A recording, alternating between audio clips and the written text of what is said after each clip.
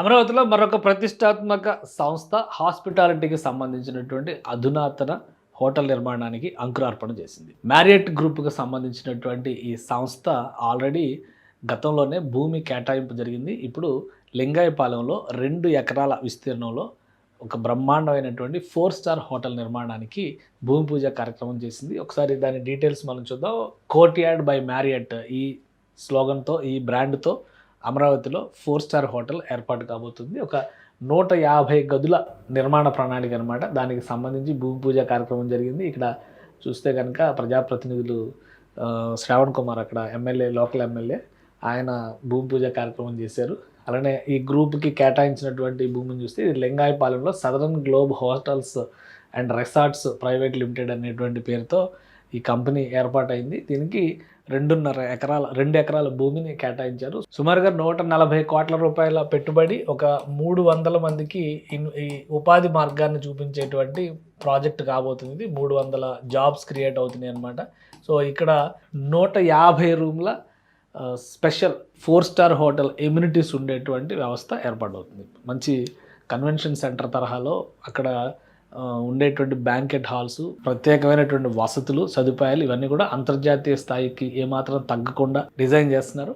అలానే దీంతో పాటు మరికొన్ని స్టార్ హోటల్స్ అమరావతిలో అడుగు పెడుతున్నాయి. ఆల్రెడీ మంజీరా గ్రూప్ కానీ ఇవన్నీ నిర్మాణాలని ప్రారంభించేసినాయి అనమాట. సో మ్యారియట్ అనేటువంటి బ్రాండ్ ఏంటంటే ఇది ఇంటర్నేషనల్గా పేరున్నటువంటి బ్రాండ్ కాబట్టి కోర్ట్‌యార్డ్ బై మ్యారియట్ పేరుతో ఇక్కడ ఒక వ్యవస్థ ఏర్పాటవుతుంది. ఇది లింగాయపాలెంలో, అంటే లింగాయపాలెం అనేది గవర్నమెంట్ కాంప్లెక్స్ ఏరియాకి అతి దగ్గరలో ఉండేటువంటి ప్లేస్ కాబట్టి వీఐపీల రాకపోకలకి, వీఐపీలకి వసతి సదుపాయాలు కల్పించడానికి ఇది ఒక ప్రతిష్టాత్మకమైనటువంటి సంస్థ అవుతుంది అనే అభిప్రాయం ఉంది.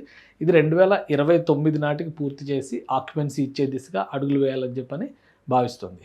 మిగతా హోటల్స్ కూడా ఇప్పుడు 5 star hotels 2, 3 star hotels 2, 4 star hotels ఇంకొక 2 కూడా నిర్మాణ దశలో ఉన్నాయి. కన్వెన్షన్ సెంటర్స్ కూడా ప్రత్యేకంగా అమరావతిలో నిర్మాణంలో ఉన్నాయన్నమాట.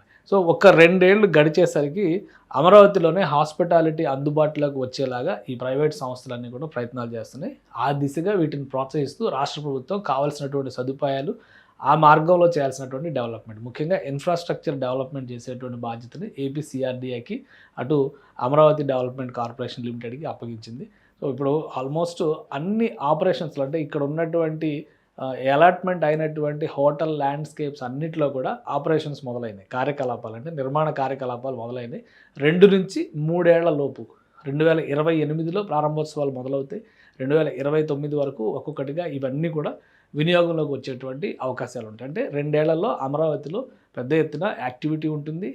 ప్రభుత్వ శాశ్వత భవనాలు కూడా వినియోగంలోకి వచ్చేటువంటి అవకాశం ఉంటుంది.